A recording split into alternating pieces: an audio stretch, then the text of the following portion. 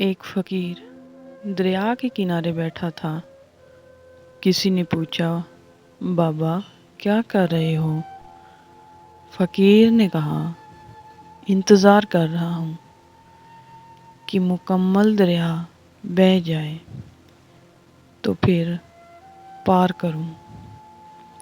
اس آدمی نے کہا، کیسی بات کرتے ہو بابا؟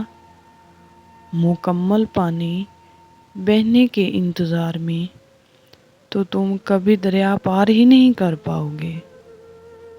فقیر نے کہا، یہی تو میں تم لوگوں کو سمجھانا چاہتا ہوں کہ تم لوگ جو ہمیشہ یہ کہتے رہتے ہو کہ ایک بار گھر کی ذمہ داریاں پوری ہو جائیں تو پھر نماز پڑھوں گا، داڑھی رکھوں گا، حج کروں گا، خدمت کروں گا، جیسے دریا کا پانی ختم نہیں ہوگا، ہمیں اس پانی سے ہی پار جانے کا راستہ بنانا ہے۔ اسی طرح زندگی ختم ہو جائے گی پر زندگی کے کام اور ذمہ داری کبھی ختم نہیں ہوں گے۔ ایک دفعہ جنگل میں گھوڑے اور گدھے کی بحث ہوئی۔ گھوڑے نے کہا، آسمان کا رنگ نیلا ہے، جبکہ گدھے کا کہنا تھا کہ آسمان کالا ہے۔ بات بڑھی تو گھوڑے نے کہا کہ چلو اپنے بادشاہ کے پاس چلتے ہیں۔ دونوں شیر کے پاس پہنچے اور تمام قصہ سنایا۔ شیر نے سب کچھ سننے کے بعد کہا کہ گھوڑے کو جیل میں ڈال دیا جائے۔ گھوڑے نے احتجاج کرتے ہوئے کہا، بادشاہ سلامت، یہ کیسا انصاف ہے؟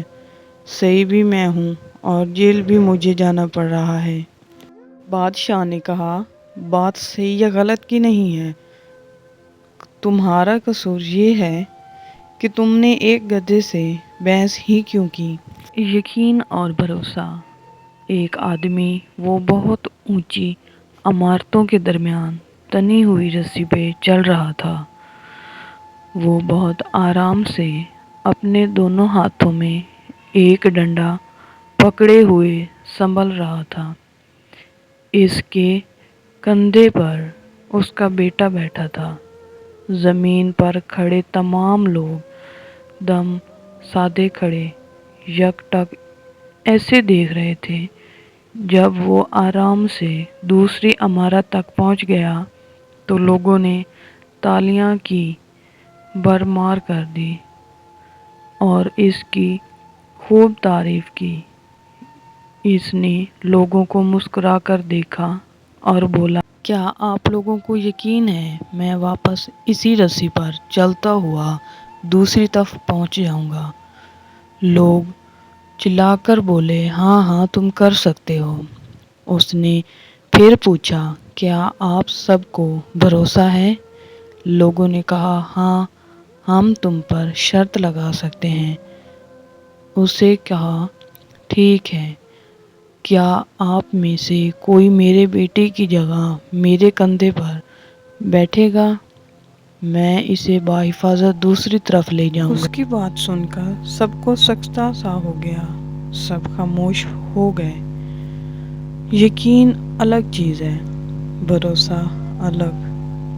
بھروسے کرنے کے لیے آپ کو مکمل فنا ہونا پڑتا ہے، اور آج ہم سب میں اسی بھروسے کی کمی ہے۔